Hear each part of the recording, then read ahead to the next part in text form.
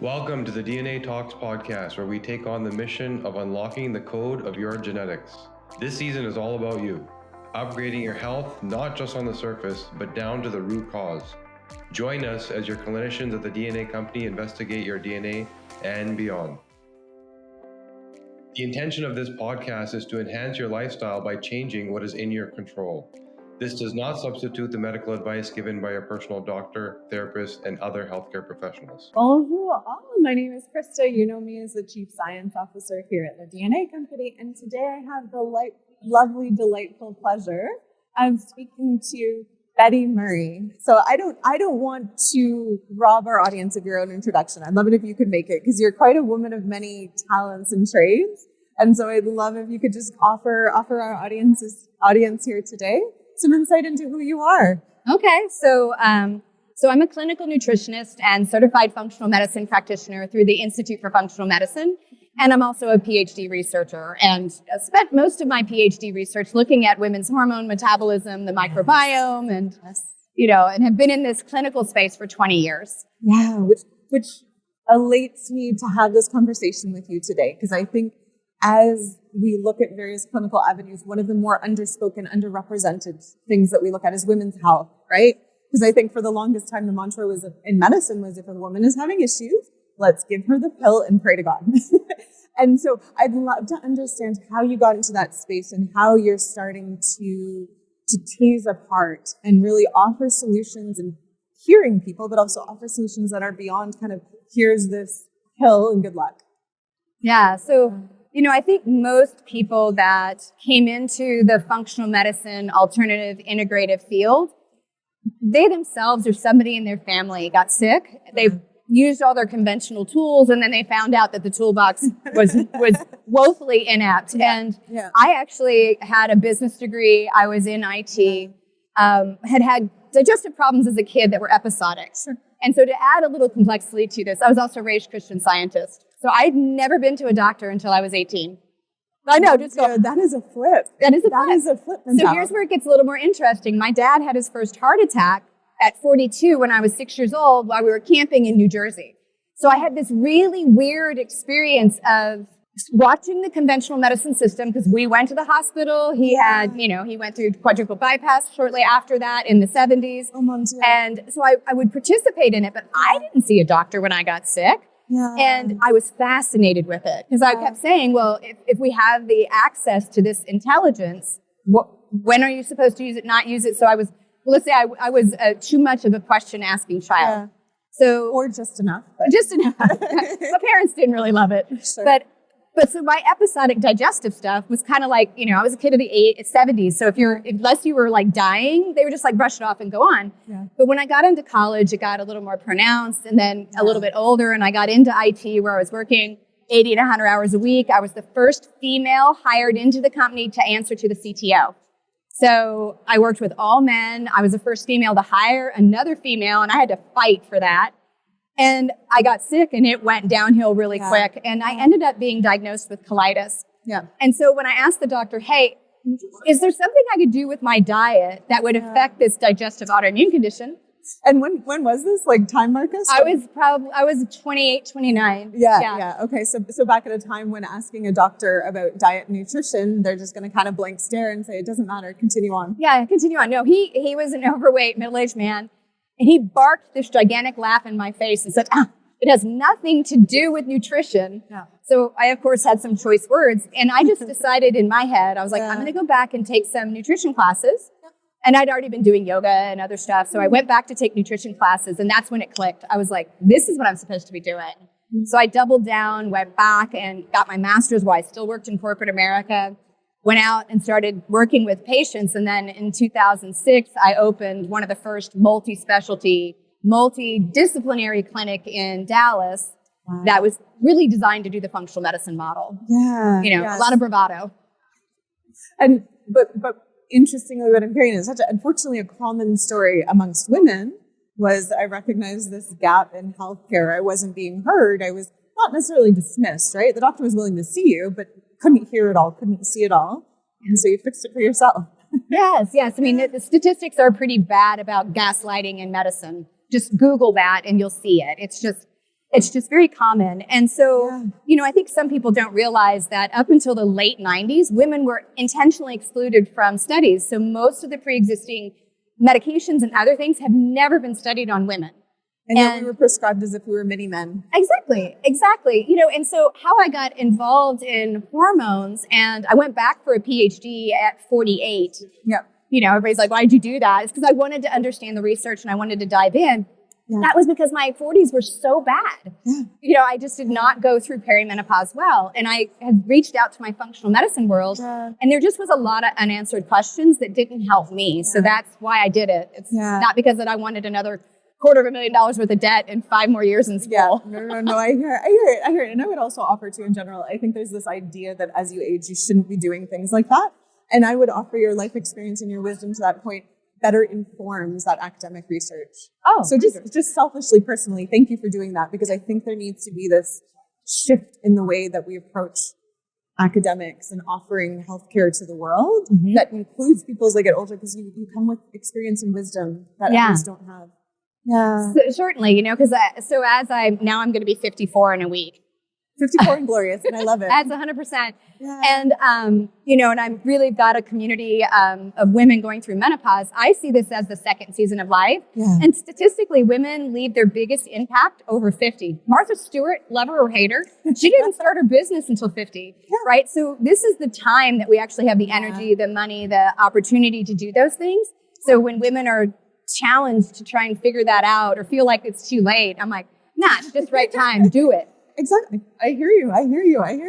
And that is what has birthed this beautiful clinic. So talk to me about some of the work that you do within your clinic, namely, and again, selfishly, the genomic component. Right. That has informed things. Yeah. So I'm adopted. So I don't know anything about my own genetics. So as soon as genetics became commercially available, that was really where I, selfishly, I was like, I'd like to know what my disease risks are. I can't find that in my history. Yeah. So I started doing genetics when it was first commercially available with a particular company that's no longer around.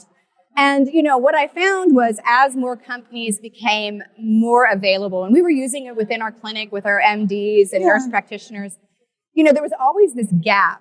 Right. And so you then go to the next company that comes along and the next company that comes along. And the gaps that I saw and still see for most of the commercially available tests is they act like these genes work they like discriminate and they're the only ones present and that's the only one you need to pay attention to, and that they're not in a pathway. Yeah. And so I was like, that's biochemically incorrect and very, very short-sighted.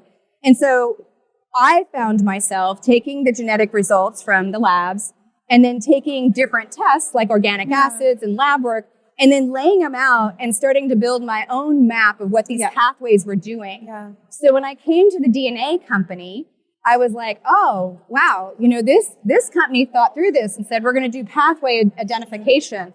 We're also only going to report to the report the genes that actually have really solid research data you can manipulate. Because it's the other thing. If you get a bunch of genetic data that doesn't have good clinical data to say what to do, then you're just getting noise. Yeah. It's signal noise. And then people assign issues to things we don't actually know. And it's scientifically inaccurate. Yeah, I like that concept of noise, because I think a question that comes across my desk quite often is, well, why don't you do everything? How come there's only so few genes here compared to other clinical offerings where you can see everything and then the salt shaker, right? Yeah. It's really, the question has to become what meaningfully adds to clinical care. Right. If you have one SNP and I have the opposite SNP, does that change what we do? And it should, or else why on earth do you care? Right?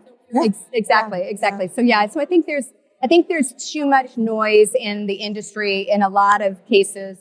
And then what happens is you're giving clinical recommendations that aren't really based in science and may counterbalance what you're really trying to do. Yeah. So I was very happy to see the DNA company do that process so I didn't have to do the mental gymnastics. And it made it easier for me to teach, because I am always adding new clinicians to my clinic and my telemedicine, aspects. And it's hard to teach somebody something when there's not a very clear path.